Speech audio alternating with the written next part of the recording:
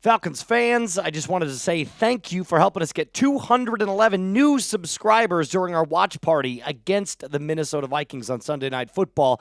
Our goal is to hit 40,000 before our noon kickoff against the Panthers. We only need 626 subs. So if you love free Atlanta Falcons content all season long, hit that sub button right now.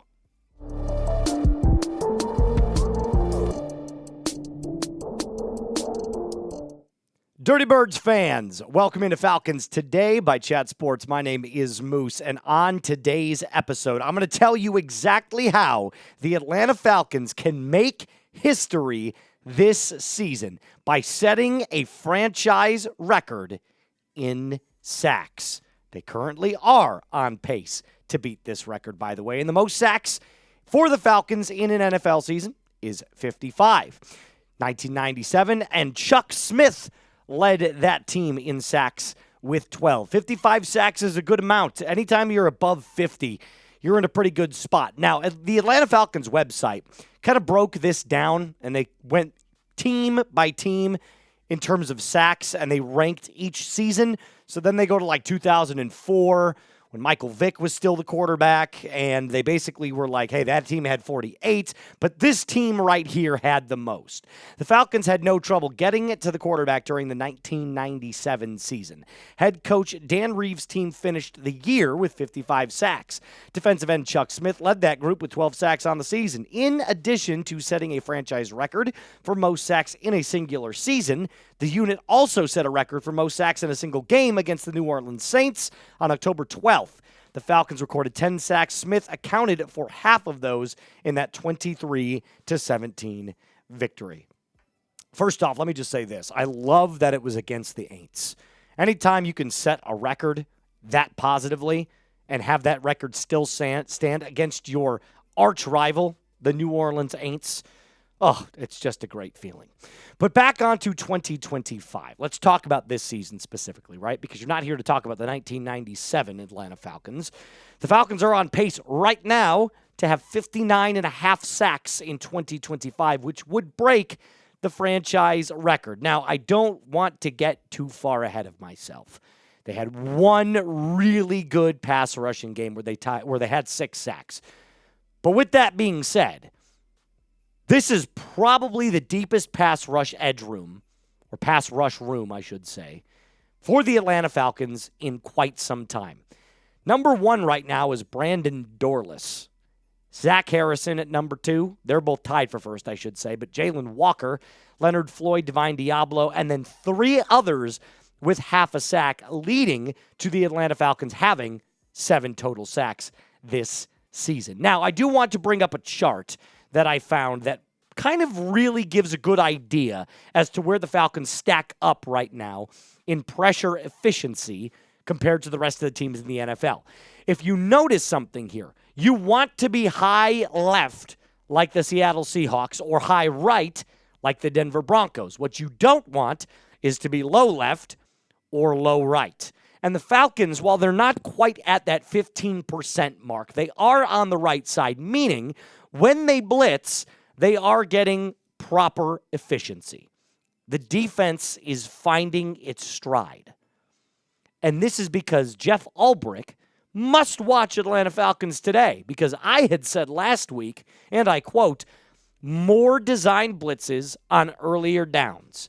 If you do that, you can put pressure on the young quarterbacks like J.J. McCarthy and then make his life a living hell.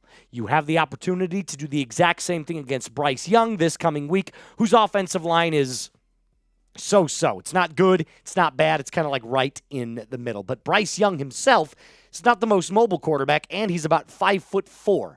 So you have an opportunity to absolutely smother him. But this combination of Falcons pass rushers looks fearsome. There's so many ways to get after the quarterback. And that's because you have so many different options. Arnold Ebiketie, Dorlus, Harrison, Walker, Pierce. The list goes on. And even Divine Deablo and Caden Ellis get in on blitzes. There are so many different players that can do so many different things. And coming up next, I'm going to tell you the one player that is on the verge of a breakout. Spoiler alert, He was a first-round pick in this last year's draft. Now, before I get into that, I have to tell you about today's presenting sponsor, and that, of course, is our friends over at PrizePicks. You and I make decisions every single day, but on PrizePicks, being right can get you paid. You don't want to miss any of the excitement this season on PrizePicks, where it is good to be right. Very simple to play. Just pick more or less on 2 to 6 player stat projections. If you get your picks right, you could cash in. You could join millions of users and sign up today. And I'm sure you're wondering, how does it work? Well, here's my lineup that I cooked in, and I comboed this with some baseball and some professional football. I got Matt Olson on the hitting score, followed by James Cook, Michael Penix Jr. on the more with the passing yards, and then, of course, I had to take Patrick Mahomes because it was half a yard, so I got to take it, right? Because that's just the easiest max discount play. And you can do the exact same thing on PrizePicks. Download the app today and use code CLNS to get $50 in lineups after you play your first $5 lineup. That's code CLNS to get $50 in lineups after you play your first $5 lineup. PrizePicks. It's good to be right. So let's talk JPJ. I believe a breakout is coming for him. And there's one key statistic that proves exactly why he is going to be a winner and why he's winning right now.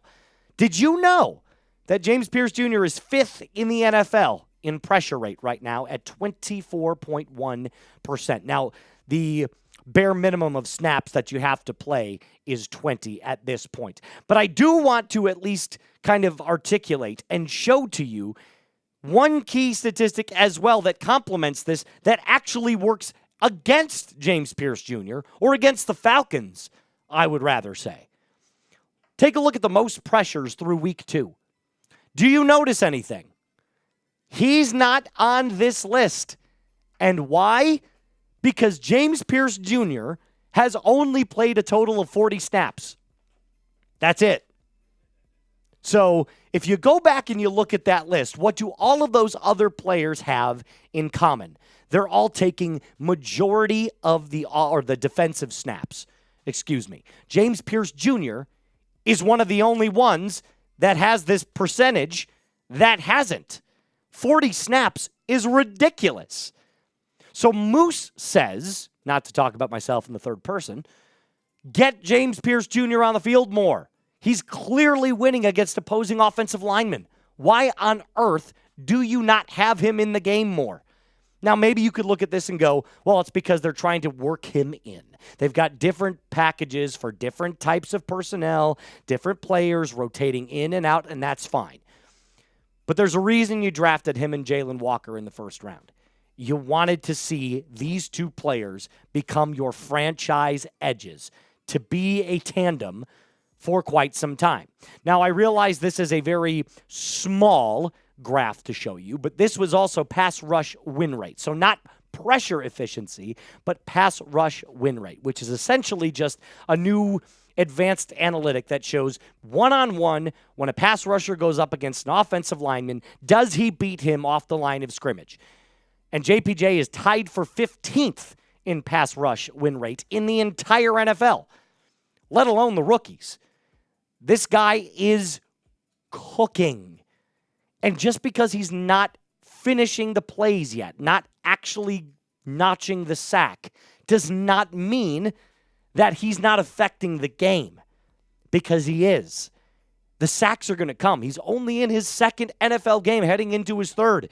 You put him on the field more, you give him 45 snaps against the Carolina Panthers, I'll bet you he has 2 sacks. I'll bet you he has 2 sacks if you put him on the field more than 20 times in this next game.